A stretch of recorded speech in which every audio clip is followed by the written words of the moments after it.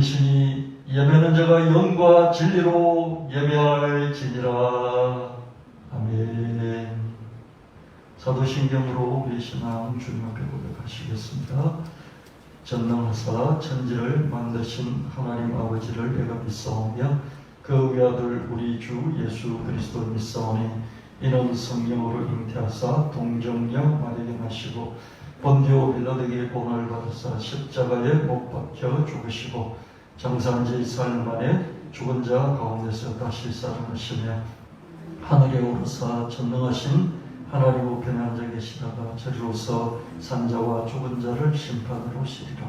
성령을 믿사오며 거룩한 공회와 성도가 서로 교통하는 것과 죄를 사하여 주신 것과 몸이 다시 사는 것과 영원히 사는 것을 믿사옵나이다. 아멘. 영원한 사랑과 생명이 되시는 주님, 무한하신 은총을 허락하셔서 부족한 우리를 주님의 영광 중에 담대히 나올 수 있게 하시고 변함없이 사랑하시는 은혜에 감사와 경배를 드립니다. 연약한 우리들이 험난한 세상을 살아갈 때 실망하고 방황하여 고통에 빠져서 남몰래 흘린 적도 있습니다. 그러나 그때마다 새 힘을 얻고 다시 일어남은 우리를 돌보시는 주님을 믿기 때문이며 주님의 은혜를 간절히 사모하는 마음들이 불타기 때문이었습니다. 풀과 같은 인생들이 주님의 도움 없이 무엇을 찾을 수 있겠으며 무엇을 바라보겠습니까? 참으로 우리가 이 세상에서 의지하고 구할 것은 주님밖에 없으니 우리를 구하시고 이끌어 주님의 품에서 쉬게 하여 주시옵소서. 사랑의 주님, 100년을 향해서 나아가는 예수 나비 교회 되게 하옵소서. 예수 향기 꽃차향을 마시는 교회, 예수 구원 테마가 형성화된 교회, 예수 말씀 플랫폼이 가동되는 교회, 개인의 구원과 사회의 구원, 자연 구원을 선포하는 교회 되게 하옵소서. 주야로 사람들을 몰려들게 하는 플랫폼식 복음 전파, 하나님 나라의 확장, 창조, 강국, 콘텐츠 제국을 세우는 교회가 되게 하옵소서. 청년교회와 예수 나비교회에 착하고 충성되고 지혜로운 성도들이 점점 불어나게 하옵소서. 예수 나비교회로 유능한 개인과 단체, 기관이 몰려들게 하옵소서. 성령과 은혜, 지혜와 지식 충만한 성도들과 교회가 되게 하옵소서. 교회 지체들과 가족들의 병든 몸과 마음을 주님 앞에 내려놓습니다. 치료의 광선을 몸과 마음이 불편한 곳에 비추어 주셔서 고통을 감하여 주시고 회복과 치료가 이루어지게 하옵소서. 아직 믿지 않는 우리 가족들을 기억하사 속히 주님을 개인의 구주로 영접하게 하옵소서. 우리 예수나비교회의 청소년들이 학교 생활이 늘 즐겁게 하옵소서. 청년들에게는 하나님께, 교회에, 부모에게, 회사에, 사회에 복이 되게 하옵시고 유익이 되는 친구, 배우자를 만날 수 있는 만남의 축복을 주시옵소서. 주님께서 세우신 김영춘 목사님께 늘 동행하사 성령과 지혜와 믿음과 건강이 충만하게 하옵소서. 창조왕국의 사명과 전 세계에 말씀의 콘텐츠 제국을 세우는 데 필요한 인적, 물적 자원을 끊임없이 흘려 보내주시옵소서. 이 시간 말씀을 전해주십께도 성령께서 주장하여 주시옵소서. 듣는 우리에게는 깨닫는 은혜를 주시고 생활 속에서 살아 역사하는 믿음의 은혜를 주시옵소서. 우리의 모든 삶을 주관하시는 예수님의 이름으로 감사하며 기도드렸습니다. 아멘.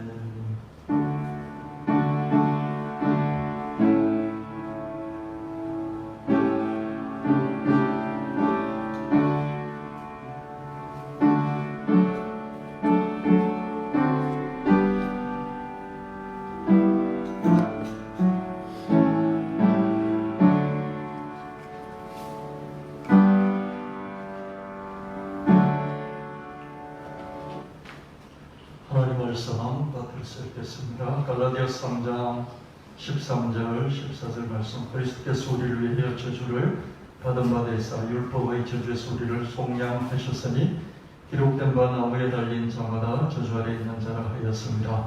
이는 그리스도 예수 안에서 아브라함의 복이 이방인에게 미치게 하고 또 우리로 하여금 믿음으로 말미암아 성령의 약속을 받게 하려 함이라. 우리가 하나님의 자녀라면 하나님의 상속자로서 그리스도와 공동 상속인이 되는 것입니다. 그러므로 우리가 그리스도와 함께 영광을 받으려면 그분과 함께 고난도 받아야 합니다. 내가 진실로 너에게 이르노니 나를 믿는 자는 나의 하는 일을 저도 할 것이요 또한 이보다 큰 것도 하리니 이는 내가 아버지께로 감이니라. 아멘. 520장 찬송을 드립니다.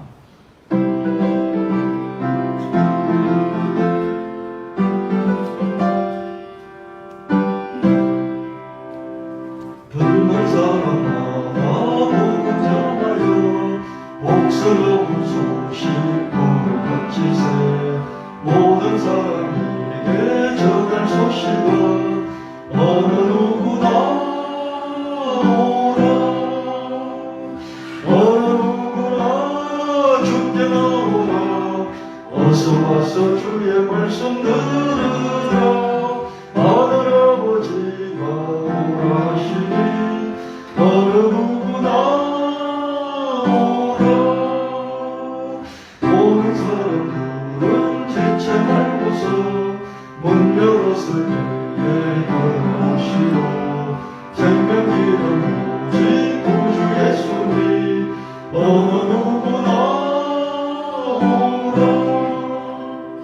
어느 누구나 주께 나오라.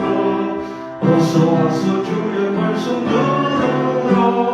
하늘 아버지가 오라 하시니 어느 누구나 오라.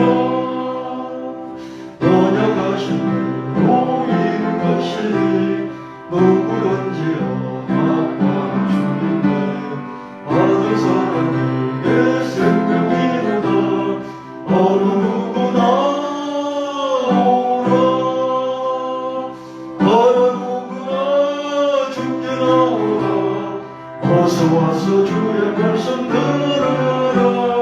하늘 아버지가 오라 하시니 어느 누구나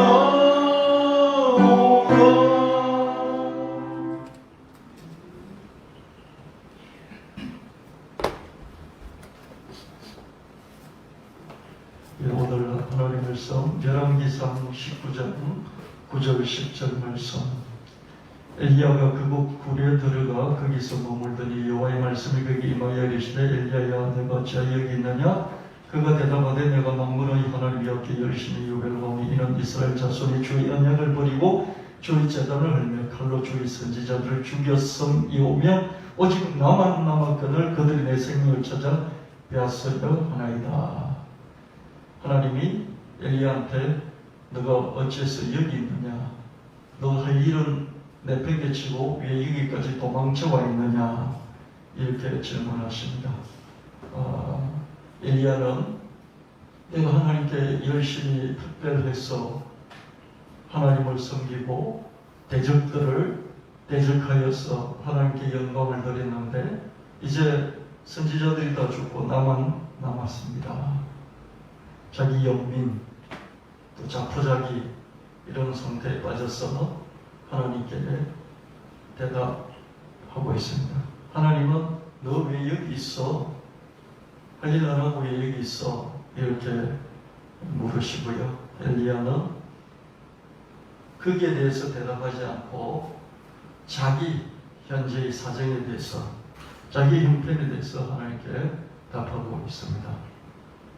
열왕기상 19장 11절 12절 말씀. 여호와께서 이르시되 너는 나가서 여호와 앞에서 산에 서라 하시더니 여호와께서 지나가시는데 여호와 앞에 크고 강한 바람이 산을 가르고 바위를 부수나 바람 가운데 여호와께서 계시지 아니하며 바람 후에 지진이 있으나 지진 가운데도 여호와께서 계시지 아니하며 또 지진 후 불이 있으나 불 가운데에도 여호와께서 계시지 아니하더니 불 후에 셈이한 소리가 있는지라. 하나님께서 엘리야에게 너 뭐하고 있니? 라고 물은데 엘리야가 거기에 대해서 대답하지 않고 자기 입장만 이야기하니까 하나님께 너 밖으로 나와 그렇게 말씀하십니다. 그러면서 강한 바람, 그 다음에 지진, 불 이것을 보여주시고 그리고 난 뒤에 세미한 소리가 있었습니다. 하나님이 움직이실 때 나타나는 불이나 바람이나 또 지진 이런 것들이 하나님인 것은 아니죠. 하나님은 소리로 음성으로 계시잖아요. 하나님 음성을 들으면 하나님 거기 계시다는 걸 우리 알 수 있어요. 그러나 지진이 있다고 해서 그 지진이 하나님인 것은 아니고 바람도 불도 하나님이신 것은 아닙니다. 세미한 소리가 있었습니다. 하나님의 세미한 음성이 하나님의 지금 여기 계심을 가장 강력하게 드러내는 것인 것이죠. 여러분, 그래서 기독교 예배 중에 우리가 함께 찬송도 드리고 기도도 하고 헌금도 드리고 다 드리지만 그는 어떻습니까? 하나님의 말씀이 있는 것이죠. 하나님의 음성을 들어야 우리가 살 수 있기 때문입니다. 열왕기상 19장 13절 14절 말씀에 엘리야가 듣고 그 돛으로 울불 가리고 나가 불 위에 서며 소리가 그에게 임하여 이르시되 엘리야야 내가 어찌 여기 있느냐? 그가 대답하되 내가 만군의 하나님 여기 열심히 유별하오니 이는 이스라엘 자손이 주의 언약을 그리고 주의 제단을 흘며 칼로 주의 선지자들 죽였음이오며 오직 나만 남아 그들 그들이 내 생명을 찾아 빼앗으려 하나이다. 하나님이 똑같이 한 번 더 그렇게 강력한 불과 지진, 바람을 다 보여주시고 난 뒤에 또 말씀하십니다. 너 왜 여기 있어? 너 왜 할 일 내팽개치고 여기 있느냐? 이렇게 질문하셨죠. 그랬을 때 엘리야가 다 죽고 나만 남았습니다. 이야기를 또 반복해서 하고 있습니다. 하나님은 엘리야의 인물을 상기시키시지만 엘리야는 여전히 자기 연변과 자포자기 상태에 빠져 있습니다. 여러분, 우리 그렇지 않습니까? 우리가 애들 보고 너 여기서 뭐 하냐? 이렇게 나무랄 때 많이 있지 않습니까? 야, 너 여기서 뭐 해? 그렇게 나무르지 않습니까? 그렇죠? 누가 있어야 할 곳에 있어야 되는 여기서 뭐 해? 그러잖아요. 하나님도 엘리야한테 여기서 뭐 해? 이렇게 반문을 하신 것이죠. 여러분, 그렇지 않습니까? 우리가 자기를 이탈을 할 때가 있어요. 내가 아버지고 어머니고 할아버지가 할머니고 회사의 사장이고 또 내가 자식이고 그 위치에 따른 자기의 임무, 미션 해야 할 일이 있는데 벗어나 있다는 것이죠. 여하튼 어떤 문제가 있었는지 모르지만 벗어나 있다는 것이죠. 그렇죠? 그럴 때 하나님은 야, 너 그랬니? 그러면서 나도 끓여주고 위로하고 그러니까 이제 좀 쉬어라 그렇게 말하지 않고 야, 뭐 하고 있냐? 이렇게 질문을 하십니다. 그래서 하나님이 저와 여러분을 목사로 세우시고 장로로 세우시고 근사로 세우시고 수집사로 또 성도로 세워주셨고 또 부모로 또 사장으로 또 회사에 각자 자기 포지션을 주셨는데 이 포지션에 맞도록 살아가기를 원하시는데 그 임무를 어떤 형편에서든지 그 임무를 미션을 이탈하게 될 때 뭐하니?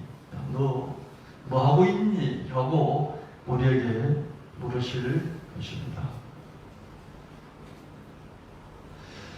열왕기상 19장 15절 16절 말씀에 여호와께서 그에게 이르시되 너는 내 길을 돌이켜 강로를 통하여 다메섹에 가서 이르거든 하사엘의 기름을 부어 이를 아람의 왕이 되게 하고 너는 또 nim시의 아들 에릭에게 기름을 부어 이스라엘의 왕이 되게 하고 사바스의 아들 엘리사에게 기름을 부어 너를 대신해 선지자가 되게 하라. 하나님께서 엘리야가 자꾸 변명만 하고 있으니까 수행해야 할 가업을 직접 말씀해 주셨어요. 그때 엘리야는 드디어 자기 영민과 자포자기 상태에서 벗어나는 것을 보게 됩니다. 저와 여러분도 할 만큼 했어요. 이렇게 하고 저렇게 하고 여기까지 왔어요. 정말 별로 놀지도 않고 자기 자신을 즐기지도 않고 열심히 노력해서 여기까지 왔는데 별로 이루어진 것도 없고 바꾸어진 것도 없고 미래의 희망이 없다고 생각되어졌을 때 자기 연민에 빠지게 되죠. 나는 도대체 뭔가 이렇게 뼈 빠지게 남 놀 때 놀지 않고 남 쓸 때 쓰지 않고 여기까지 왔는데, 그렇다고 자식들이 막 잘 돼 있고 열심히 살고 미래의 희망이 되는 것 같지도 않고,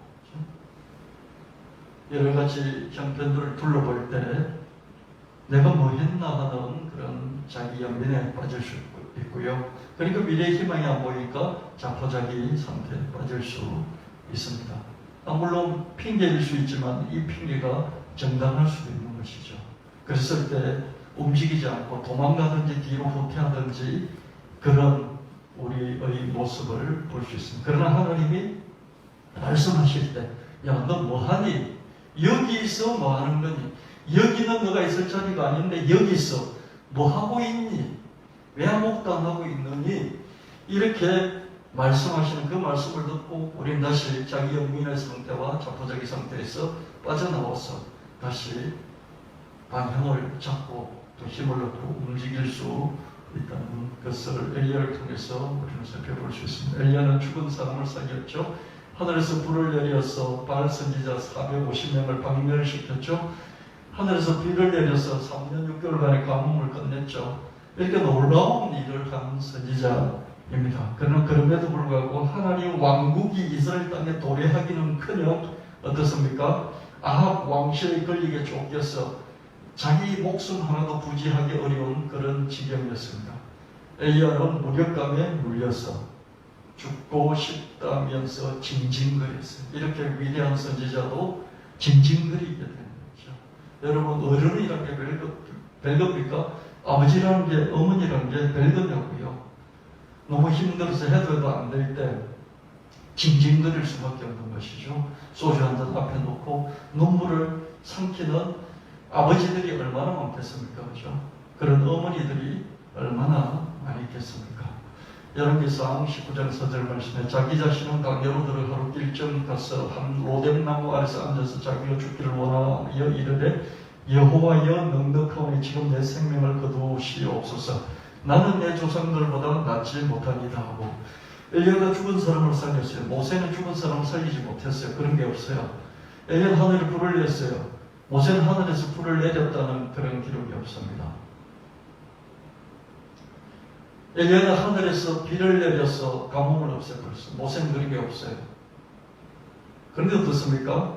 자기는 지금 목숨이 쫓겨서 죽을 지경 강야 혼자서 거기서 널브러져 있어요. 나무 밑에서 널브러져 있다고요.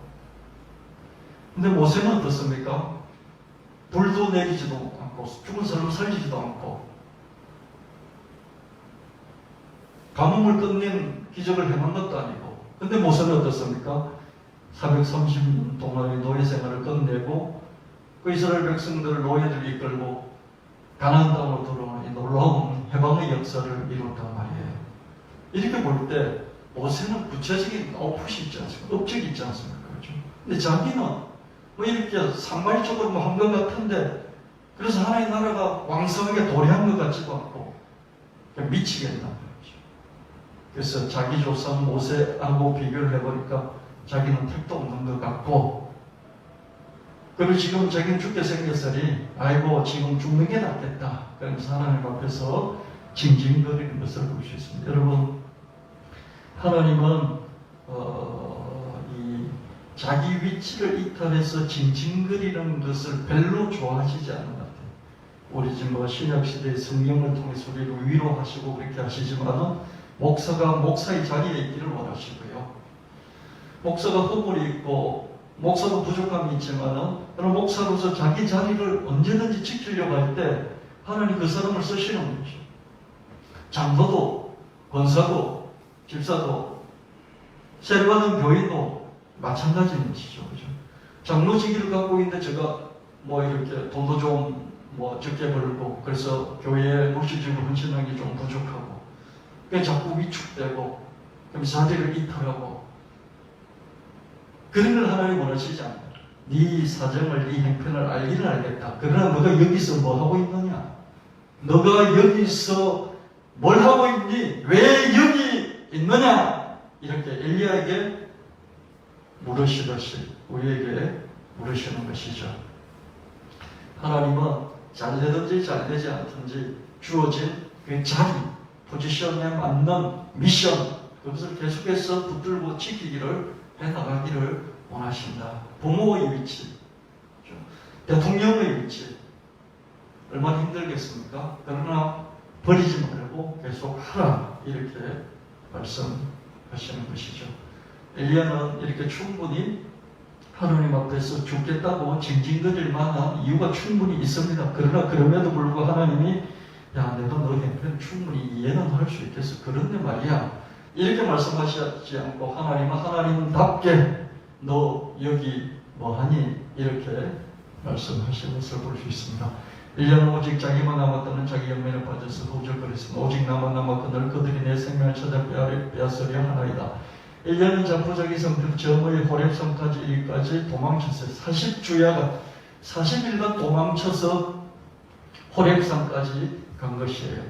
열왕기상 19장 8절 말씀, 일어나 먹고 마시고 음식물의 힘을 의지하여 40주 40년을 가서 하나님산 호렙에 이르며 도망가도 얼마나 갔습니까? 40 광야로 갔다가 광야에서 도망쳐서 또 호렙산까지 갔습니다. 그러나 하나님 거듭하여 다음하게 말씀하십니다. 엘리야의 내가 어찌하여 여기 있느냐. 엘리야가 마땅히 서야 할 자리를 상기시켜 주신 것이죠. 하나님은 엘리야 외에도 7,000명을 내가 남겨두겠다라는 이 말씀을 덧붙이면서 엘리야에게 새로운 사명을 주셨습니다.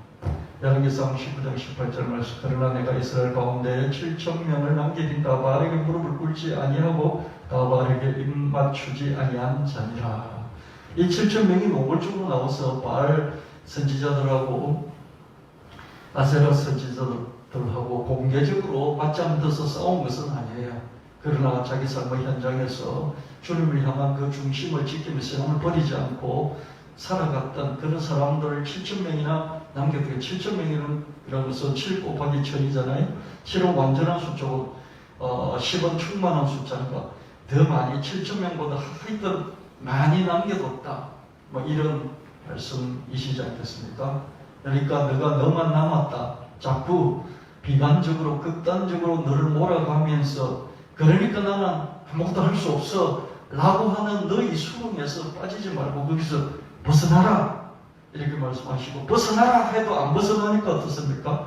새로운 사명을 주시는 것을 볼 수 있습니다. 하나님의 생명의 음성을 듣고서 엘리야는 자기 영민과 자포자기 상태에서 벗어나 다시 열정을 회복할 수 있었고 새 사명을 감당할 수가 있었습니다. 하나님의 말씀이 임하면 힘을 얻고 또 새로운 사명을 완수할 수 있게 되는 걸 보게 됩니다.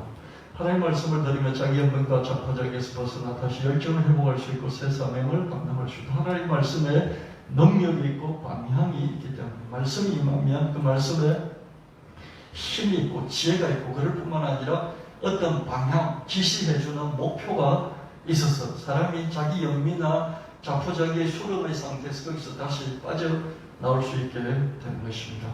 어떻게 여러분 하나님의 말씀을 들을 수 있습니까? 호렙산까지 내가 가야 합니까? 세면 음성을 들으려고 부단히 노력을 해야 됩니까? 저 멀리 기도원에 가서 하나님의 세면 음성을 들어야 합니까?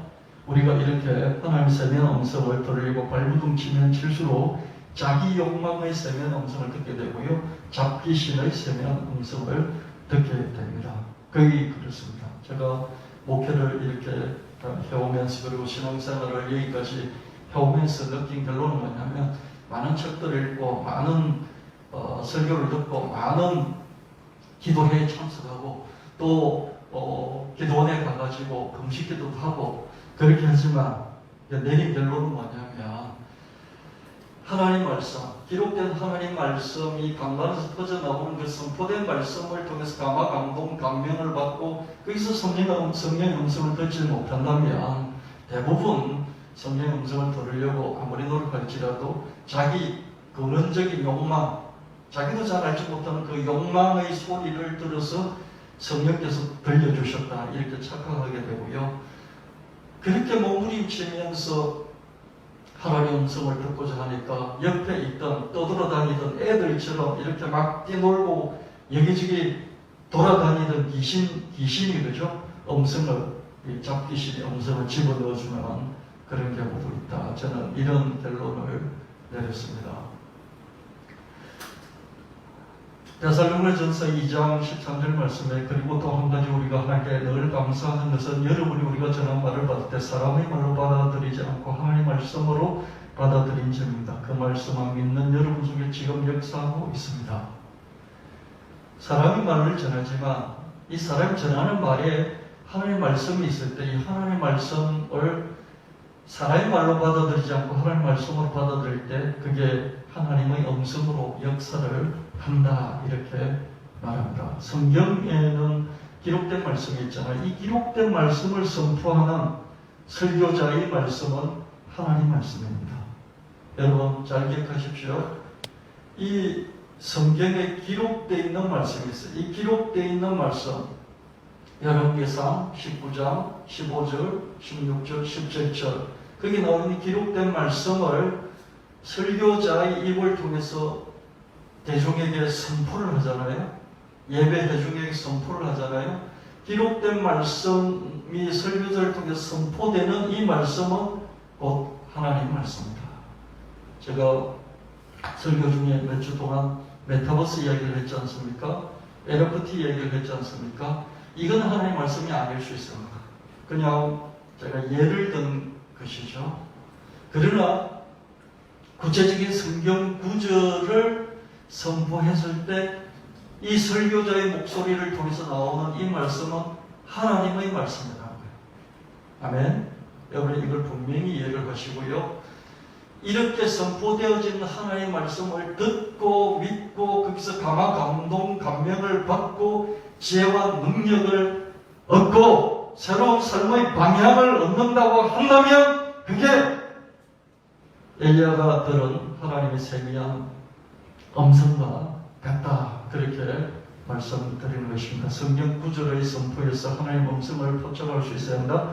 이게 가장 확실하고 쉬운 방법입니다. 그 외에는 거의 시간과 노력의 낭비다. 왜 제가 이런 말씀을 드리냐면 왜 이런 결론을 제가 내리냐면 하나님 음성을 들으려고 저도 평생을 투자를 했기 때문에 그 투자에 비해서 돌아오는 아웃풋은 성과는 적더라 이것입니다. 그러나 오히려 하나님 말씀의 선포를 통해서 감동을 받고 지혜를 얻고 능력을 얻고 새로운 삶의 목표 방향을 잡고 거기서 하나님의 음성을 듣는다면 이것이 훨씬 더 매주마다 이 설교를 통해서 하나님의 음성을 듣는 것이 훨씬 더 확실하고 그럴 뿐만 아니라 효과적이다. 그거를 제가 이 평생 신앙생활을 하면서 결론을 내렸고요. 그것을 여러분도 좀 그런 식으로 할 때 낭비를 줄일 수 있다. 그렇게 말씀드리고 싶습니다. 성경의 음성 듣겠다는 그런 많은 집회들이 있었는데 그 집회들이 지금 거의 다 없어져 버렸어요. 거의 다 없어진 이유가 뭡니까? 효과적이지 못한 것이죠. 많은 낭비만 있는 것이죠. 시간 많이 투자해요. 주기도문을 100번 외우라든지 1000번을 외우라든지 이런 식으로죠. 방언을 하루에 2시간씩 하라든지 정말 낭비입니다. 효과가 없어요. 선포되어지는 하나님의 말씀에서 전부 다를 하나님의 말씀으로 내게 지금 생명 음성 들려온다라고 할 수는 없을지라도 거기서 강화받고 감동받고 감격이 있고 지혜를 깨닫게 되고 그리고 뭔가 목표를 새롭게 설정하게 되고 방향을 잡게 되고 그런 게 있다면 그게 하나님의 음성이 되는 말이죠. 제가 메타버스를 얘기할 때 이 메타버스는 하나님의 음성이 아니에요. 할렐루야. 시세를 알고 하는 건 시세의 어떤 사례로서 들었을 뿐이지 하나님의 음성이 아닐 수가 있어요. 하나님의 음성이 그게 녹아 있을 수는 있겠죠. 그죠? 요즘 시세는 이런 거에 하는 저게 너 한번 깊이 생각해봐. 이렇게 내가 감동, 감명을 받을 수 있잖아요. 그럼 그게 하나님의 음성이 있을 수 있겠죠. 그죠?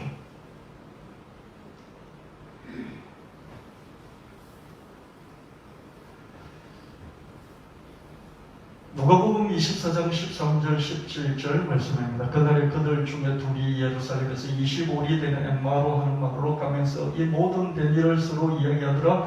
그들이 서로 이야기하며 문의할 때 예수께서 가까이 이르러 그들과 동행하시나 그들이 눈이 가려져서 그인 줄 알아보지 못하더라. 예수께서 이르시되 너희가 길 가면서 서로 주고받고 하는 이야기 무엇이냐 하시니 두 사람이 슬픈 빛을 띠고 머물러 서더라. 예수님 십자가 사건 돌아가시고 나서 한 이틀 정도 지났죠. 그죠?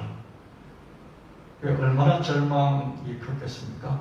그래서 예루살렘에 다 모였다가 이제 엠마로 마을로 흩어지는 거예요. 제자들이. 미리가 없으니까. 그래서 너무 슬퍼하면서 길을 가고 있는데 예수님께서 슬쩍 끼어드신 것이죠. 예수님 십자가 사건 이후 두 제자가 예루살렘에서 엠마 마을로 물러나 버렸어요. 그렇게 물러나는 중에 부활하신 예수님 슬쩍 동행하신다. 그러나 두 제자는 낚시가 자세히 빠진 나머지 예수님을 알아보지 못한다. 우리에게 360도 전방의 모든 장면이 펼쳐져 있어요. 그러나 우리가 어느 한 곳에 빠져 있으면 다른 것들을 보지 못한다. 여러분 이게 있지 않습니까? 그죠? 이렇게 거미가 어떤 벌레를 이렇게 쳐다보고 거기 잡으려고 하고 있으니까 거미 뒤에 사마귀가 그죠? 또 이 거미를 잡아먹으려고 이렇게 쳐다보고 이 사마귀 뒤에는 새가 그죠? 새가 이렇게 쳐다보면서 사마귀를 잡아먹으려고 하고 있다. 근데 다 앞으로만 보고 있기 때문에 뒤에 무슨 일이 일어나는지 알지 못하고 새 뒤에는 사냥꾼이 새를 노리고 활을 겨누고 있다. 이런 말이 있지 않습니까?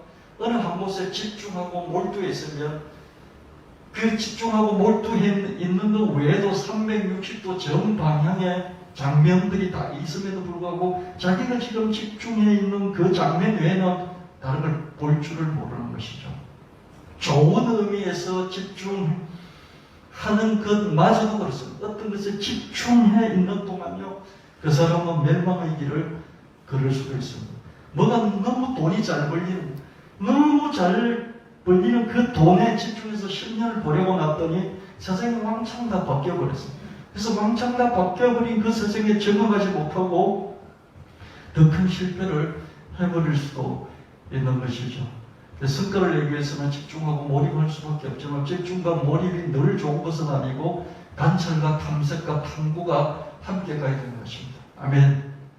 집중이라는 것은 한 우물만 계속해서 파는 게 깊이 있게. 깊이 있게 팠더니 바깥에서 전쟁이 일어나고 지진이 일어나고 산사태가 벌어질 수도 있는 것이죠. 그래서 관찰하고 탐색하고 탐험하고, 탐험이라는 것은 깊이보다는 넓이잖아요. 이런 것이 동시에 필요하다. 그런 말씀을 드립니다. 지금 예수님께서 돌아가신 거기에만 온통 집중해 있으니까 뭡니까? 부활하신 예수님 옆에 와 있고 다른 새로운 차원이 펼쳐졌는데도 전혀 볼 수가 없다는 것이, 새로운 미래, 완전히 다른 미래가 내 옆에 완전히 왔어요. 그렇지만 어떻습니까? 못 보는 것은 왜 못 봅니까? 보되 못 보는 이유가 뭡니까? 다른 데 푹 빠져 있으니까 그렇죠. 그래서 여러분, 아무리 내가 죽을 것 같지만 어떻습니까? 하나님은 눈을 들어서 다른 쪽을 바라보러 가시는 거죠. 야, 너만 남은 것 같으냐? 7,000명을 내가 남겨뒀는데 너만 남은 것 같아? 너뿐인 것 같아? 너만 그렇게 고생한 것 같니? 내가 7,000명을 너 외에도 남겨둔 것을 너가 알 것이다. 알게 될 것이다. 다른 면을 보게 해 주시는 것이죠. 예수님께서 다른 것을 보여주시려고 찾아왔지만 거기에 빠져서 보지 못하는 것입니다. 여러분, 내가 내일에 열심히 집중하면 좋습니다. 열심히 집중해서 성과를 내면 좋습니다. 그래 전문성이 있습니다. 성과도 납니다. 그러나 그게 너무 푹 빠지고 다른 것에 대해서 관심 갖지 못할 때 한꺼번에 멸망해 버릴 수도 있다. 그런 말씀인 것이죠. 두 제자는 예수님의 십자가 사건에 몰입한 탓에 예수님 부활 사건을 보고서도 알아채지 못하는 것입니다. 누가복음 24장 18절 20절 말씀에 그 한 사람이 글로바라 하는 자가 대답하여 이르되 당신이 예루살렘에 체류하면서도 요즘 거기서 된 일을 혼자만 알지 못하느냐 이래서는 무슨 일이냐 이르되 나사렛 예수의 일이니 그는 하나님과 모든 백성 앞에서 말과 일에 능하신 선지자 이거늘 우리 대제사장들과 관리들이 사형 판결에 넘겨주 십자가에 못 박았느니라. 너무 믿었어요. 거기서 모든 걸 투자했어요. 그런데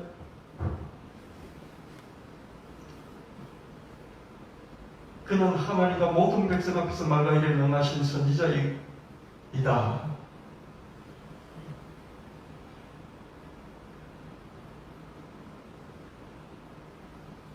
그런데 십자가에 못 박혀버렸다. 아무런 희망이 없다. 절망과 좌절, 낙심만 있는 것이죠. 그래서 거기에 빠져 있는 것이에요.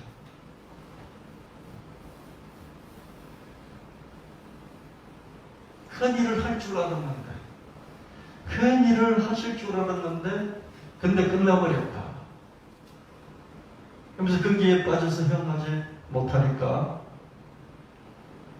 좌절과 낙심의 상태에서 빠져있을 때, 그 좌절과 낙심이 오게 한 거기에만 몰두를 하고 있고, 그래서 눈을 들어서 다른 것이 내 주변에 와 있는 것도 볼 수가 없다. 여러분, 좌절과 낙심이 무서운 이유가 이런 것이죠. 그죠? 우리가 자살하는 사람들 보면, 야, 살지, 끝까지 그랬어. 우리는 객관적 입장에서 그렇게 말하잖아요. 근데 자살한 사람들 어떻습니까? 자기에 빠져서 다른 걸 못 보는 거죠. 거기서 빠져나와야 되는 거죠. 누가복음 24장 21절 24절 말씀에 우리는 이 사람 이스라엘을 속량할 자라고 바라노라. 이뿐 아니라 이 일이 일어난 지 사흘 전에 또한 우리 중에 어떤 여자들이 우리를 놀라게 하였으니 이는 그들이 새벽에 무덤에 갔다 그의 신체는 보지 못하고 와서 그가 살아가셨다는 천사들의 나타남을 보았다 함이라도 우리와 함께한 자 중에 두어 사람의 무덤에 가 가연 여자들이 말한 바와 같은 보았으나 예수를 보지 못하였느니라 하거늘. 이 글로벌한 두 제자 중에 한 사람이 이런저런 이야기를 합니다.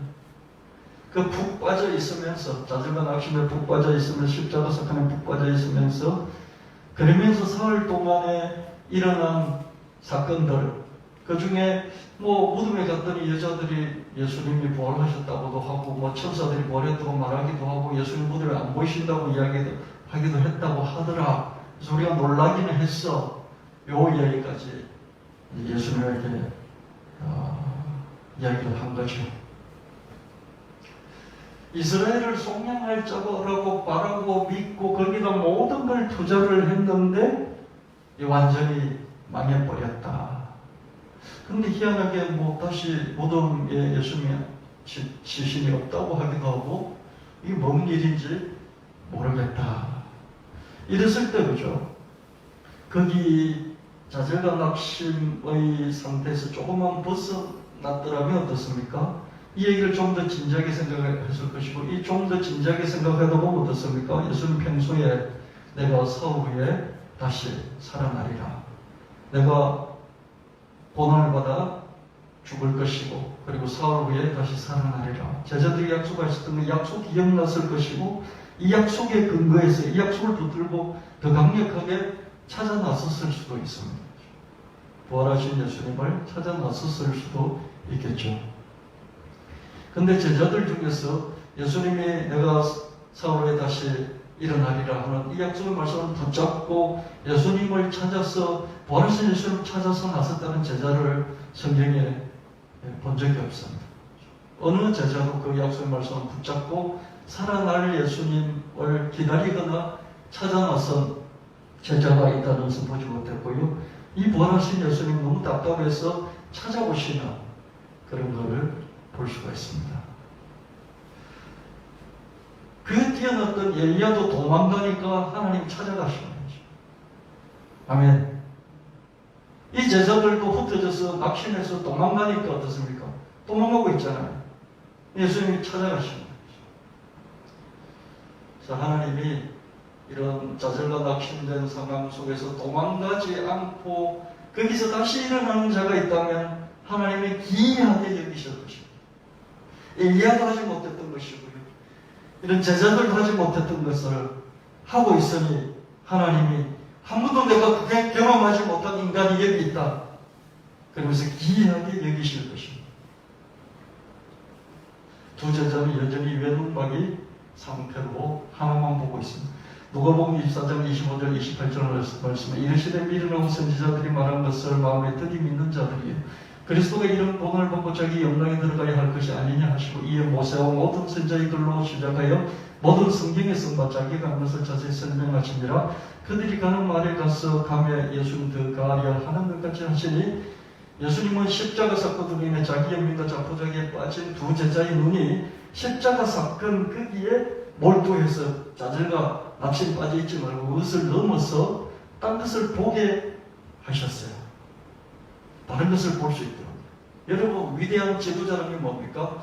현재의 상태에서 다른 걸 보게 만드는 거예요. 우리는 눈이 자기가 몰두하고 있는 그것만 보게 되죠. 사마귀가 벌레를, 거미가 벌레를, 사마귀는 거미를, 새는 사마귀를, 사냥꾼은 새를. 그 사냥꾼 뒤에는 사자가 사람을 노리고 있고, 이렇게 뒤를 보지도 못하고 360도 정방향을 보지를 못하는 것이죠. 그럴 때 지도자는 눈을 들어서 다른 차원을 볼 수 있게 만들어주는 이게 지도자, 리더라고 생각합니다. 그래서 여러분이 진정 아버지로서, 어머니로서, 위에 리더로서 다른 걸 볼 수 있도록 한번 해준다면 그게 진정한 자기 역할을 하는 것이 아닐까, 그런 말씀을 드릴 수 있겠습니다. 성경에서 뭐 자기가 하는 것을 자세히 선포하지도 않았습니다. 설교하지도 않았습니다. 그냥 조목조목 가르쳐주는 거죠. 선포에만 하나의 말씀이 있는 것이 아니고요. 이렇게 가르쳐주는, 설명해주는, 거기에도 하나님의 음성이 있는 것이죠. 누가복음 24장 29절 31절 말씀에 그들이 강건하여 이르되 우리와 함께 이와 싸이다 때가 저물어 가고 날이 이미 기울었나이다 하니 이에 그들과 함께 이와로 들어가시니라. 그들과 함께 음식 잡수실 때 떡을 가지사 축사하시고 뒤에 그들에게 주시니 그들의 눈이 밝아져 그인 줄 알아보더니 예수는 그들에게 보이지 아니하시는지라. 드디어 두 제자의 눈이 밝아져서 부활하신 예수님 알아보지만 예수님이 안 보이십니다. 성경을 자꾸 풀어주고 해석해주고 깨닫게 해주니까 눈이 밝아지고 밝아진 눈으로 보니까 부활하신 예수님 보이시는 거예요. 여러분, 설명해주고 가르쳐주고 그래서 깨달음에 이르게 하고 그 깨달음에 이런 눈으로 볼 때 드디어 내 곁에 와 있는 부활하신 예수님, 내 곁에 와 있는 새로운 미래, 나는 절망과 좌절에 빠져서 허우적거리는데 내 곁에 새로운 전혀 다른 차원이 중첩돼서 겹쳐져 있는데 그 중첩되는 것을 타고 올라오기만 하면 되는데 그 중첩되는 새로운 미래를 보지 못하고 과거에 또는 현재에 내가 빠져있는 그 상태만 보는 것이죠. 예수님이 오셔서 새로운 말씀으로 설명을 해 주셨을 때 제자들이 빠져나올 수 있었던 것을 봅니다. 누가복음 24장 32절 39절 말씀에 그들이 서로 말하되 길에서 우리에게 말씀하시고 우리에게 성경을 풀어주실 때 우리 속에서 마음이 뜨겁지 아니하더냐 하고 곧 그때로 일어나 예루살렘에 돌아가 보니 11제자 및 그들과 함께한 자들이 모여있어 말하기를 주께서 가히 살아나시 시험을 보이셨다 하는지라 두 사람이 길에서 내려가 예수께서 뜻되심으로 자기들에게 알리신 것을 말하더라. 보십시오. 성경을 풀어주시니까 마음이 다시 뜨거워졌죠. 절망과 좌절에서 튀어나와서 어떻습니까? 일어났죠. 일어났어. 빠져있다가 일어나는. 그러면서 자기들이 도망쳐 나왔던 이 예루살렘으로 돌아가는 거죠. 하나님께서도 엘리야에게 어떻게 말씀합니까? 돌이켜. 너도 왜 여기 있느냐? 야, 돌아가. 여기서도 예루살렘으로 다시 돌아가는 것을 볼 수 있습니다. 자기 자리로, 자기 원래 자리로, 자기 포지션으로 복제하는 것이죠. 이게 하나님이 말씀을 통해서 우리에게 주시는 힘입니다. 우리가 어머니의 역할, 아버지의 역할이 너무 힘들어가지고 버려버릴 때가 있잖아요. 버리고 싶을 때가 있잖아요. 그렇죠? 그냥 남자로 도망쳐버리고 그냥 여자로 도망쳐버리죠. 근데 다시 어머니의 위치, 아버지의 위치 자리로 되돌아갔어. 그래서 거기서 자기 임무를 하는 것이죠. 여러분, 교회에서도 마찬가지죠. 장로일, 권사일, 안수집사일, 무슨 재직의 일, 그렇죠? 내 지금 먹고 살기도 바쁘고 힘들어 죽겠는데 늘 짐으로 여겨지는데 또 짐이 더 부과되는 것 같고 그냥 자리를 이탈해버리죠. 그런 경우가 목사도 그런데 그렇죠? 얼마든지 그럴 수 있습니다. 하나님의 말씀이 임하면 다시 포지션을 다시 잡게 되죠. 그리고 거기서 새로운 일들을 감당하는 것을 보게 됩니다. 예수님이 자기를 가는 성경 구절들을 자세히 설명하시자 두 제자는 마음의 뜨거움을 느꼈다. 좌절과 낙심에서 벗어나 두 제자는 다시 열정을 회복할 수 있었고 예루살렘으로 되돌아가서 다른 제자들과 힘을 합칠 수 있었습니다. 로마서 10장 17절 말씀, 그런 믿음 들음에서 나는 들음은 그리스도의 말씀으로 말미암아 예수님 말씀을 들으면 믿음이 생기고 새 힘을 얻습니다. 어떻게 예수의 말씀을 들을 수 있겠습니까? 너희 말을 듣는 자는 내 말을 듣는 것이요 너희를 저버린 자는 곧 나를 저버린 것이요 나를 저버린 자는 나 보내신 이를 저버리는 것이라 하시니라. 누가복음 10장 16절 말씀에 예수님께서 이제 부활하시고 성천하시겠다는 계시지 않기 때문에 제자들에게 확실하게 기준을 주시면서 너 말을 들으면 내 말을 듣는 것이고 내 말을 듣는 것은 나를 보내신 하나님 아버지의 말씀을 듣는 것이야. 알겠지? 그러니까 너가 자신 있게 말씀을 선포해. 내가 너희들과 함께 지내면서 했던 말씀들이 있지 않니? 그 말씀들을 확실하게 전파해 라고 말씀하셨습니다. 성경에 기록되어 있는 예수님의 말씀을 선포하는 설교자의 말씀과 예수님의 말씀입니다. 이게 성경에 예수님에 관한 말씀도 있고 예수님의 말씀도 있죠. 그죠? 아멘. 이것을 설교자가 선포할 때 이 선포되는 말씀은 예수님 말씀입니다.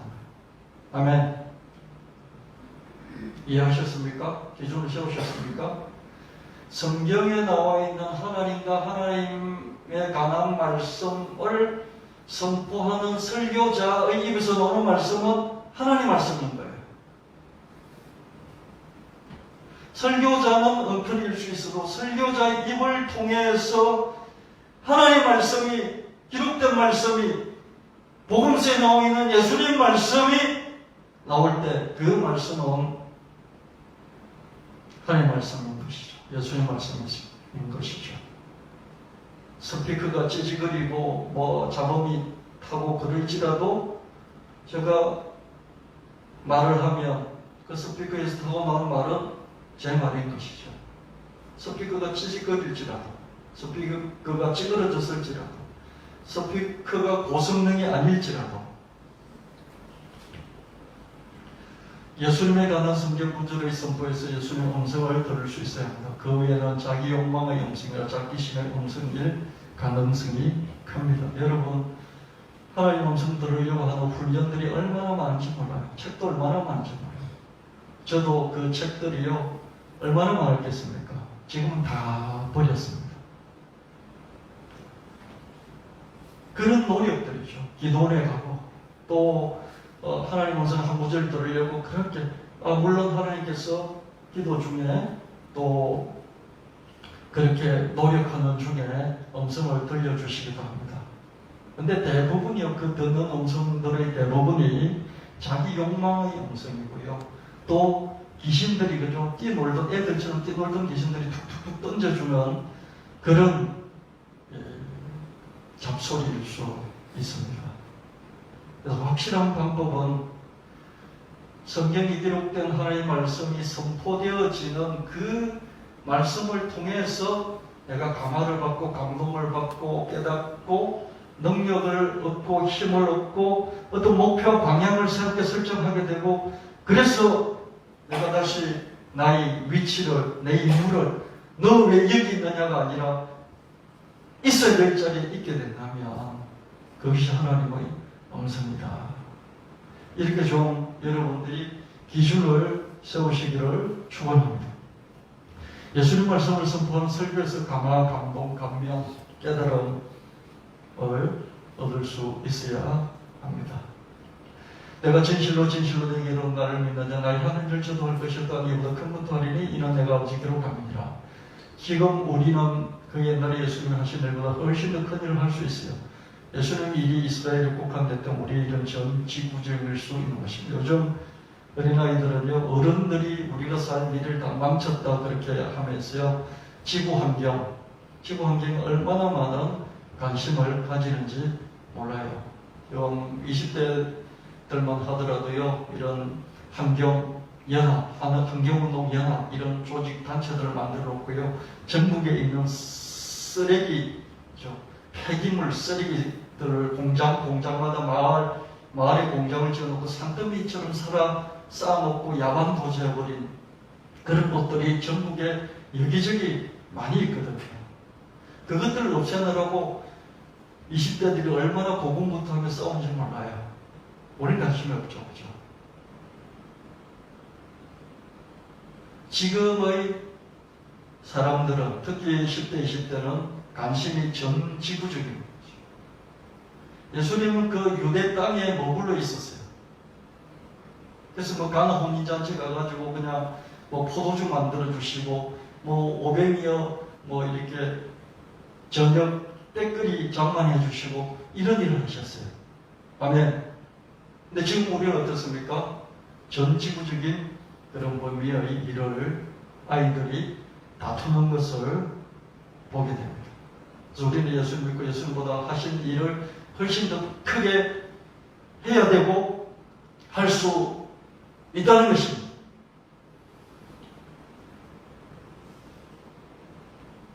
워런 버핏이죠, 그죠? 이 사람이 세계 최고 부자 중에 한 명이고요. 빌 게이츠도 세계 최고 부자 중에 한 명이잖아요, 그죠? 근데 이 빌 게이츠의 엄마가 욕심이 많아가지고요, 이 워런 버핏을 만나게 돼요. 25살 차이가 나는데요, 친구로 만들어줘요. 근데 빌 게이츠는요, 너무나 똑똑하고 또 작업을 해가지고 할 일이 많다고, 엄마 나 싫어, 나 혼자도 잘할 수 있어 그랬어요. 근데 결국 하도 조르니까 둘이 만났어요. 만나다 보니까 이 레벨이 같은 거예요. 이 사고하는 레벨이 같은 거죠. 여러분, 사람이 이렇게 뛰어나다 보면요, 자기 수준의 사람을 만나기가 참 힘들어요. 그래서 늘 고독해요. 근데 만나보니까 둘이 너무 이 사고 구조가, 인지 구조가 비슷한 거예요. 그래서 그때부터 절친이 됐어요. 절친이 돼가지고 이 워런 버핏이 자기는 햄버거 먹고 그러면서 이 모은 돈을 빌 게이츠 재단에 전부 다, 거의 다 주기로 이렇게 약속을 했습니다. 그래서 계속해서 빌 게이츠 재단에 돈을 쏟아붓고 있습니다. 빌 게이츠도 최고 부자잖아요. 근데 워런 버핏이 돈까지 받아가지고 재단을 하니까 재단이 얼마나 대단하겠습니까? 물론 빌 게이츠 요즘 이렇게 스캔들이 있어가지고 빛이 바래긴 했지만요.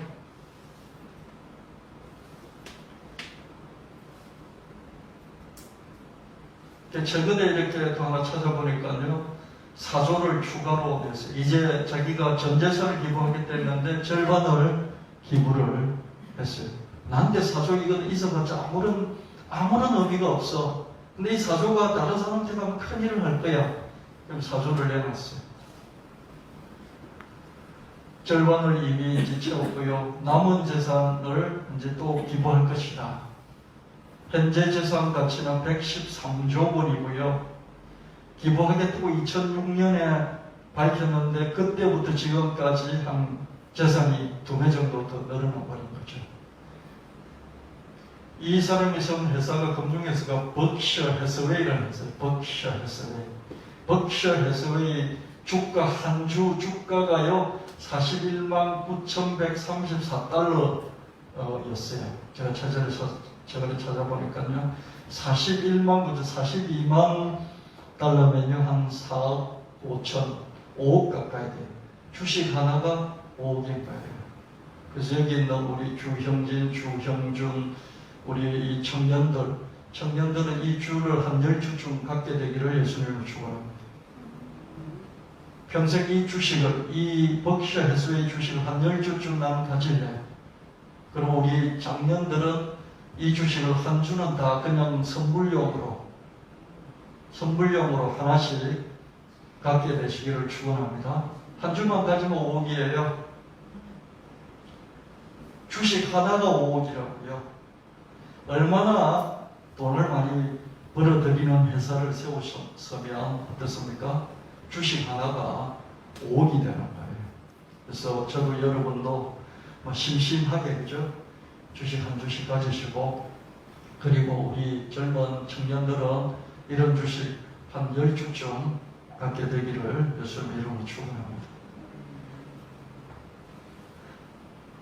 1955년생이 1991년 어머니 주선으로 1930년생이 25년 차이 나는 워런 버핏을 만났습니다. 두 사람은 절친이 되었고요. 사파트너가 되었습니다. 이 만남의 복이 중요하죠. 주님 나에게 가장 좋은 만남을 주시옵소서. 철이 철을 날카롭게 하는 것 같이 사람이 그의 친구의 얼굴을 빛나게 합니다. 빌 게이츠는 이미 자기 자신만으로 충분히 빛났어요. 근데 워런 버핏을 만나서 더욱더 빛나는 존재가 될 수 있었고요. 빌 게이츠는 원자력, 초소형, 최첨단 원자력 발전소 이런 것에 수많은 돈을 투자해서 친환경 할 수 있는 것은 태양력도 아니고 태양광도 아니고 풍력도 아니고 딴 거 다 허접한 거 친환경 하기 어려워. 오직 원자력만이 할 수 있어. 그러면서 최첨단 원자력 발전소 개발하는데 엄청난 돈을 투자하고 있습니다. 지금은 그 결과가 어떻게 되는지 모르지만 아마 계속 이 분야에서 이 최첨단 원자력 발전소가 상용화되는 그런 날이 오지 않을까 그런 생각을 해봅니다. 근데 이런 걸 하는데 돈이 1, 2조 가지고 되겠습니까? 그렇죠? 수도 없이 많은 돈을 투자를 하게 되는데 그 투자 재원이 워런 버핏을 만나서 충당되었다. 그래서 우리가 알 수 있습니다. 여러분들도 주님 앞에 크게 헌신할 수 있는 훌륭한 인재가 되시고 그럴 뿐만 아니라 여러분 주변에 철을 날카롭게 하는 그런 친구들, 좋은 동료들을, 파트너들을 만나게 되시기를 예수님 이름으로 축원합니다. 부모들이, 할머니, 할아버지들이 해줄 수 있는 기도는 만남의 축복, 참 좋은 만남의 축복을 주십시오. 주 안에서 정말 위대한 만남의 축복을 주십시오 라고 계속해서 기도해 주시는 것입니다.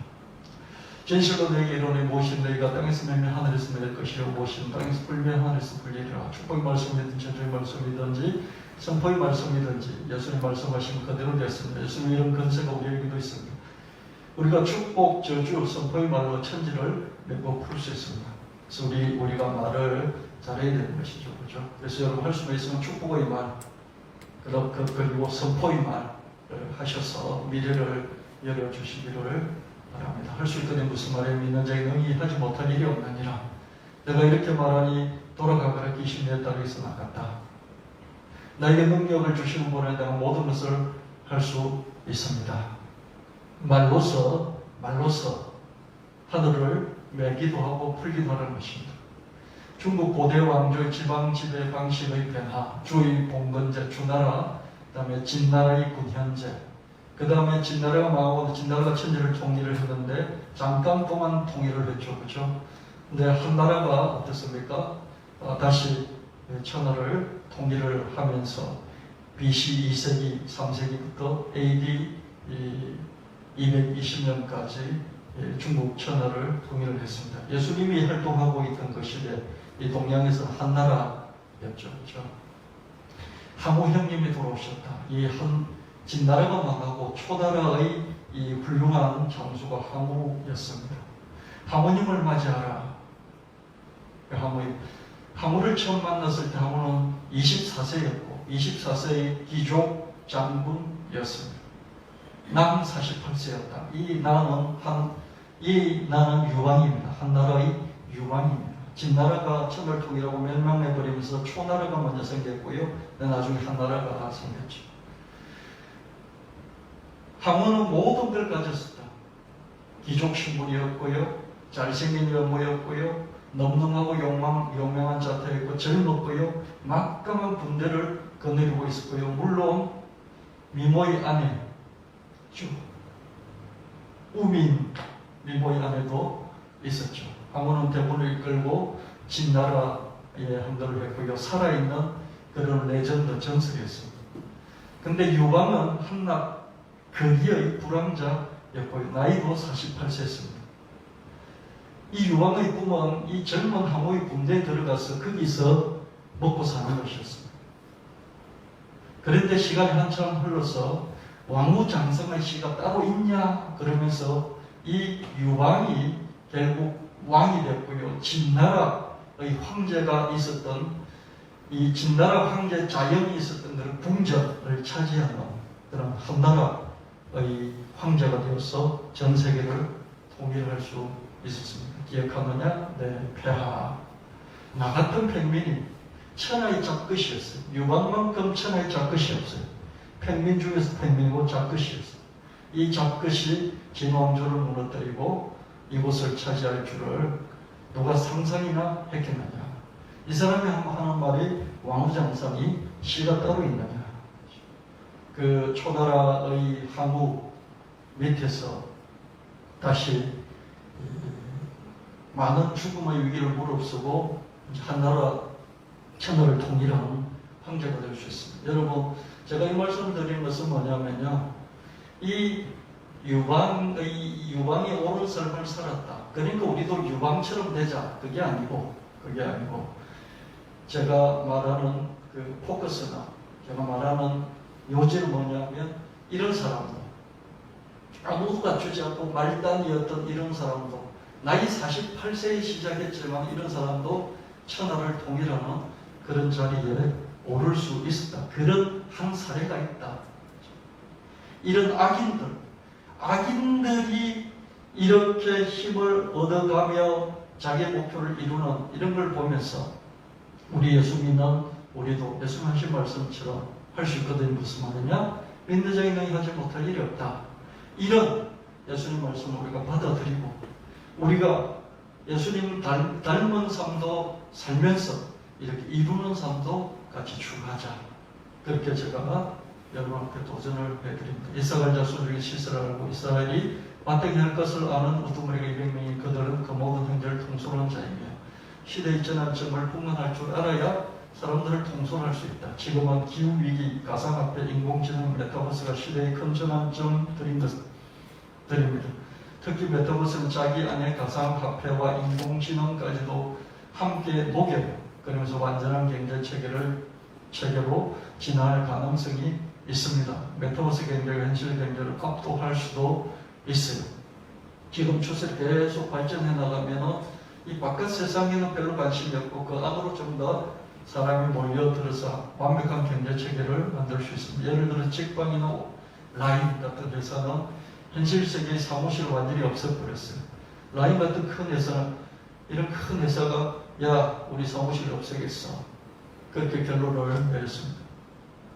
그래서 메타버스 안의 사무실로 아바타로 출근을 할 수 있겠습니다. 이런 경우가 점점 늘어난다고 한다면 사무용 빌딩 수요는 줄어들 것이고 직장 주변에서 주거해야 되는 그런 수요도 줄어들 것입니다. 그 결과 현실 세계에서의 공실률이 늘어나고 가상세계에 입주하는 입주율이 늘어날 것입니다. 메타버스 안에서 출퇴근이 확산되면 될수록 현실 세계에서 중심지, 변두리 이런 격차도 줄어들게 될 것이죠. 제가 만약에 강남에 출퇴근을 한다고 칩시다. 근데 제가 그냥 메타버스에서 아바타로 출퇴근할 수 있도록 그렇게 바뀌어졌다고 생각해 봅시다. 그럼 제가 굳이 이사를 서울 지역으로 갈 이유가 없잖아요. 여기서도 얼마든지 아바타로 출퇴근하면 되니까요. 그러니까 도심지하고 어떻습니까? 꼭 내가 판교에 가서 살 이유도 없고 강남에 가서 살 이유도 없는 거예요. 도심지하고 이 변두리하고 이 격차가 점점점 줄어들 수 있는 것이죠. 물론 이렇게 되는 데는 많은 회사들이 이렇게 이제 50% 이상 되는 회사들이 이렇게 바꿔야 되겠죠. 그렇죠? 이렇게 바꿔진다면 이런 현상이 일어나겠죠. 그렇죠? 근데 만약에 10%만 바꾸면 어떻게 했습니까? 그래도 10% 정도의 영향력은 줄 수 있겠죠. 그렇죠? 근데 점점점 이렇게 될 가능성도 있게 되면서 어떻습니까? 지방의 학교들이 자꾸자꾸 지방의 학교 건물들이 폐쇄되고 카페로 바뀌고 그러지 않습니까? 그런 것처럼 이런 도심지의 빌딩들, 사무 빌딩들이 전부 다 이렇게 기존의 사무 빌딩이 다른 걸로 바뀌든지 황폐화될 수도 있겠다. 이런 가능성들이 전혀 없지는 않다. 뭐 이런 생각을 해보게 됩니다. 지방에 있는 건물들이 황폐화되는 그것은 우리 지금 보고 있지 않습니까? 그죠? 근데 앞으로 메타버스에서의 출퇴근이 정말 자꾸 늘어나게 된다면 그럴 가능성도 있다. 이게 시대를 분간하는 것이다. 혹시 이럴 수도 있으니까 자꾸 분간해보자. 이게 이제 저희 여러분에게 계속해서 드리는 말씀인 것입니다. 그럼 메타버스 안에서 구현되는 디지털 트윈 기술이죠. 이 바깥에 있는 것이 그 안으로 자꾸자꾸 구현되어져 가는 기술이 점점 더 발전을 하면 할수록요, 어떻습니까? 지금 중 같은 걸 통해서 가상회의를 많이 하잖아요. 재택근무를 하고. 근데 이게 잘 좀 뭔가 어색하지 않습니까? 근데 메타버스 안에서 VR이라든지 3D 기술이 첨단화되어서 우리가 현실적으로 서로 마주보고 근무하는 것 이상으로 메타버스 안에서 아바타로 하는 것이 구현이 된다면 굳이 출퇴근을 현실의 사무실에서 할 필요가 없죠. 이미 많은 회사들이 주 5일째 근무해서 한 4일 정도는 재택하고 하루 정도는 회식하려고 한 번씩 나가는, 현실에서 만나는 그런 회사들도 있지 않습니까? 그죠? 그래서 앞으로 이렇게 될 가능성이 더 커질 수도 있다. 그런 점에서 말씀드리고 합니다.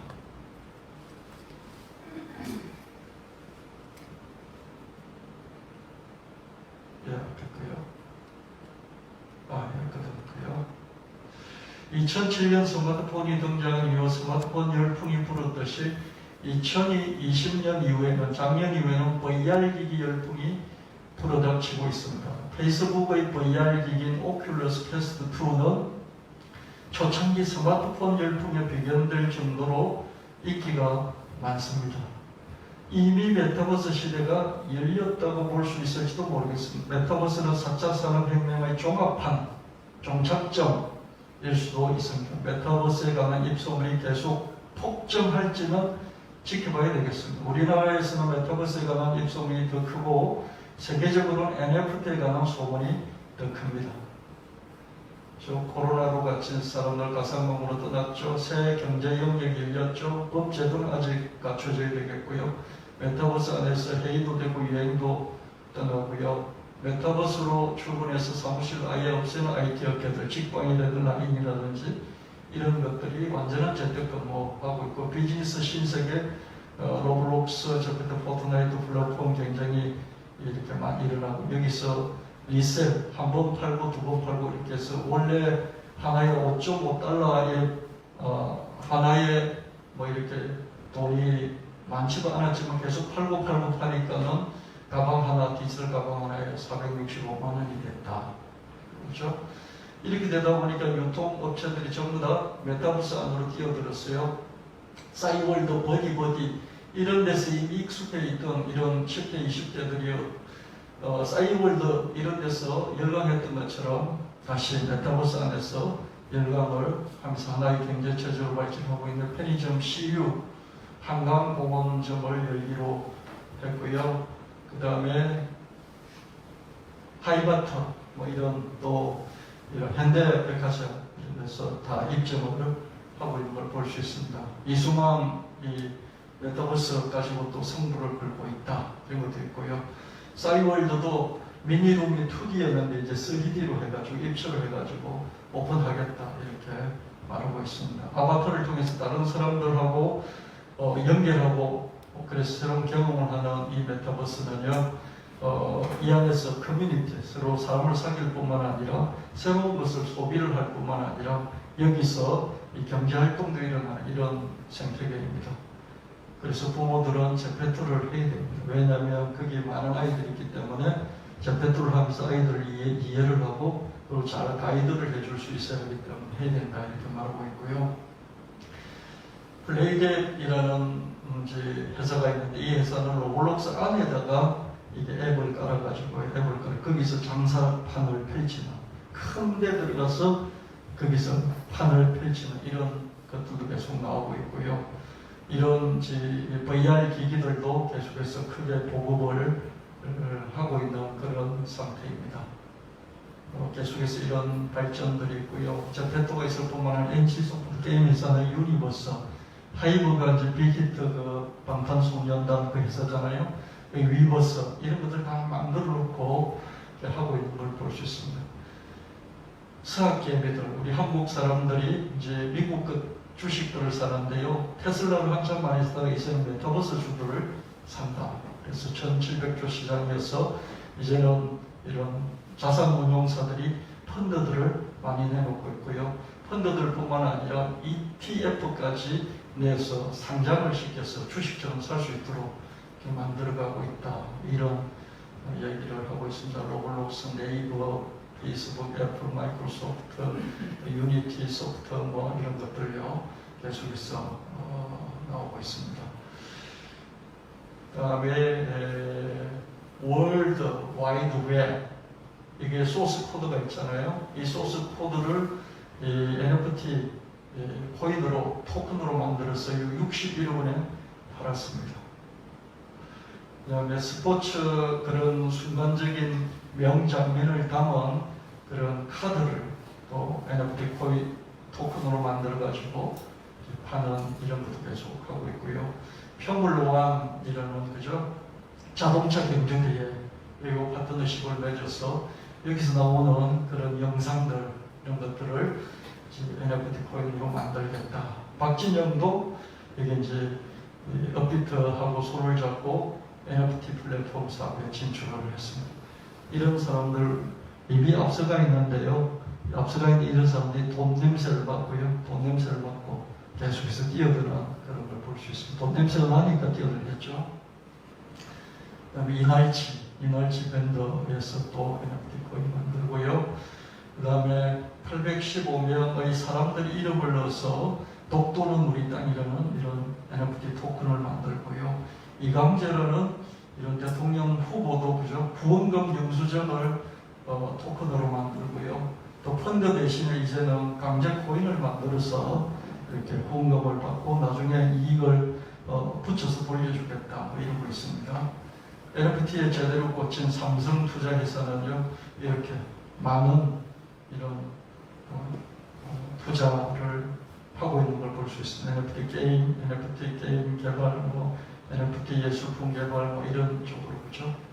그래서 계속해서 이것들이 디자인에서도 의류 디자인에서도 그다음 비상장 주식 소유를 증명하는 것에서도 그다음에 이런 타코벨 그죠 타코 아십니까? 타코라는 음식의 이미지도 NFT로 이제 만들어서 팔기도 하고요. 이 한국의 대표적인 그런 CTO가 뽑은 미래기술이 있는데 이 미래기술은 메타버스하고 친환경이다 이렇게 말하고 있습니다. 보세요. 삼성전자는 인공지능이죠.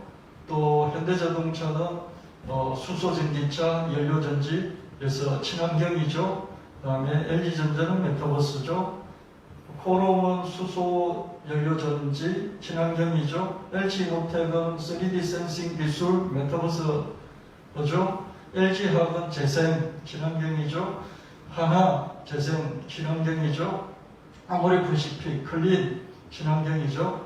이렇게 친환경 그 다음에 이런 메타버스 기술 이런 쪽으로 기업들이 계속해서 움직여 나가는 이런 시대 흐름들을 보면서 우리는 돈도 없는 자본가이고 기업도 아니지만 이런 쪽을 보면서 어떻게 되겠으면 흐름이 이렇구나.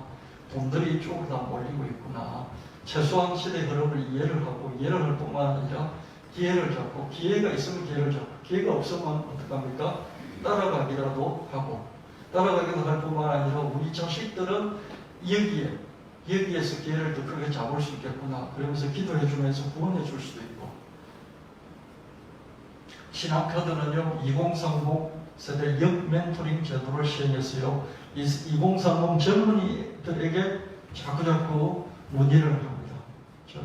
구찌 같은 경우에는요 임원진들이 전부 다 회사의 방향을 결정을 했을지라도요 젊은 세대들 2030 위원회에게 물어보면 이거 해도 될까? 그래서 2030 위원회가 해도 된다고 하고 2030 위원회가 그건 하지 마세요. 그건 꼰대짓입니다 하면 사장단이 회장단이 결정을 내려서도 안 하고 이렇게 바뀌어가고 있습니다. 신한카드가 이걸 알아보고 어떻습니까? 메타버스나 이런 것들은 우리가 아무리 똑똑해도 못하니 이런 2030 세대들에게 역 멘토링, 역으로 멘토링을 받는, 코칭을 받는, 컨설팅을 받는 이런 걸 제도하고 있다. 이렇게 이야기하고 있습니다. 그렇죠. 검은 머리에게 흰머리들이 머리를 숙이면서 배우게 되는 거죠. 여기 어린 것이 막 이런 시대는 아니라는 것이죠. 어디 흰머리가 검은 머리 앞에서 꼰대짓을 하고 있어. 이게 요즘 시대의 풍조라는 것을 생각해 보게 됩니다. 예술성이 있고 역사성이 있고 희소성이 있고 대중성이 있고 상업성이 있는 글, 그림, 사진, 카드, 디자인, 도면, 로고, 브랜드, 특허, 소프트웨어, 소리, 멜로디, 영상 이거는 NFT 토큰으로 발행되고 거래될 수 있습니다. 각 사람의 족적 중에서 가치가 있다고 평가되는 것이 무엇이든지 다 이런 토큰으로 만들 수 있어서 사고 팔 수 있습니다. 이런 열풍, 강풍이 진정되고 이 NFT 시장이 단단히 성장한다면 부의 새로운 생성과 이동이 계속될 수 있을 것이다. 저는 그렇게 보고요. 저도 계속해서 기술자는 아니지만 흐름은 좀 추적해 보려고 그렇게 하고 있습니다. 대다수는 평생에 걸쳐서 또는 대대에 걸쳐서 성실하게 노력해서 돈을 벌었죠. 여러분 3대에 걸쳐서 계속 노동만 팔았다면 4대부터는 돈으로 돈을 버는 금융자산가가 나올 수 있어야 합니다. 금융자산가는 부동산도 주식도 기금속도 원자재도 외환도 가상화폐도 NFT도 다 사고 팔 수 있습니다. 그 결과 적은 노동으로 더 많은 돈을 벌게 되고 더 창조적인 활동에 자기 시간을 쓸 수가 있어요. 여러분 저도 그렇고요. 여러분도 그렇고 대부분 평생에 열심히 성실하게 노력해서 돈을 벌었어요. 우리 할아버지도 우리 할머니도 우리 아버지도 어머니도 그렇게 했어요. 나도 내 아내도 그렇게 했단 말이에요. 그럼 내 자식 세대는 어떻게 되겠어요? 돈이 돈을 벌게 하는 금융자산가의 길을 갈 수 있도록 이제는 지지해주고 믿어주고 후원하고 기도해주고 하나님께 간구하는 그런 우리가 되어야 되지 않을까 이런 생각을 해봤습니다. 평생 걸쳐서 성실하게 노력해서 그렇게 살아온 게 3대, 4대가 됐는데 이제 내 자식 때, 손주 때만이라도 돈으로 돈을 벌어서 자기 시간을 더 창조적인데 하고 싶은 일에 자기가 하고 싶은 일에 창조적으로 놀 때는 놀고 더 하고 싶을 때 자기 시간을 쓰게 하는 그런 금융자산가의 길을 걷게 하도록 우리가 좀 더 이렇게 관심을 갖고 목표와 방향을 가져야 되지 않을까. 신명기 8장 18절 말씀 재물을 얻을 능력을 주시라. 이렇게 우리가 하나님께 구해야 되지 않을까 이런 생각을 하게 됩니다. 여러분 한번 위 4대까지 그죠? 할아버지, 정주 할아버지부터 쭉 자기까지 한번 살펴보십시오. 금융자산가가 집안에 한 명이라도 있었습니까? 대부분 없어요. 금융자산가가 한 명도 없어요. 이제는 금융자산가는 100억, 1000억, 조 단위 이런 돈을 가지고 그죠? 돈을 가지고 모든 것을 사고 모든 걸 팔 수 있는 그런 역량을 가진 사람이 금융자산가입니다. 집을 몇 채 가지고 있다 해서 금융자산가가 아닙니다. 주식을 몇 개 가지고 있다 해서 금융자산가가 아닙니다. 금융자산가는 돈으로, 화폐로, 금융으로 모든 것을 할 수 있는 그 위치에 있을 때 금융자산가인 것이죠. 기도하겠습니다. 하나님, 애기야 상태, 그리고 엠바로 가는 두 제자의 상태, 하나님의 말씀이 임해서 삶이 새롭게 새로운 차원으로 이미 와 있는 새로운 차원을 보고 시작할 수 있게 한 것을 오늘 말씀을 통해서 깨달음을 얻게 하시니 감사합니다. 또 새로운 시대, 예수님 우리 가까이 와 계실 뿐만 아니라 또한 새로운 미래가 새로운 형태로 우리에게 이미 중첩돼서 와 있는 것을 보게 하시고 준비하기도 하시고 또한 올라탈 수도 있게 하시고 기회도 얻게 하시고 기회를 잡을 수 있는 능력을 얻을 수도 있게 하여 주시고 우리 나이 든 세대도 하나님 앞에 능력 있는 삶을 살게 하시고 특별히 우리 청년들이 금융자산가가 되어서 우리 집안이 우리 각자의 집안들이 새롭게 하나님께 쓰임받는 그런 하나님 복을 내려 주시옵소서. 예수님 이름으로 간절히 기도합니다. 아멘. 찬송 384장 부르시고 예물 하나님께 드리시겠습니다.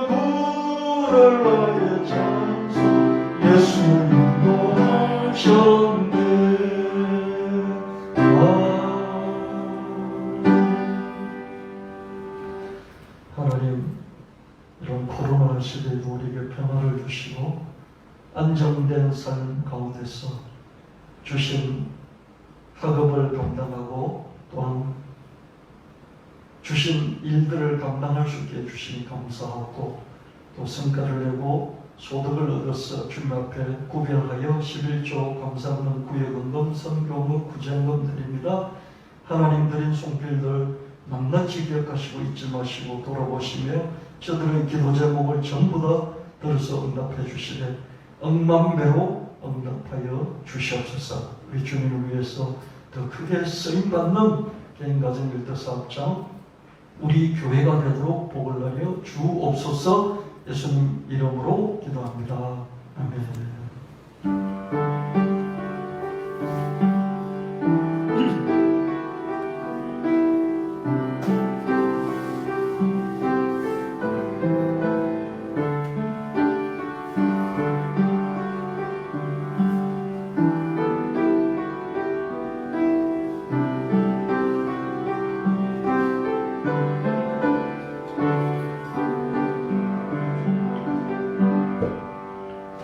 일어나셔서 623장 부르시고 축도 받으시고 간절히 기도하시겠습니다. 623장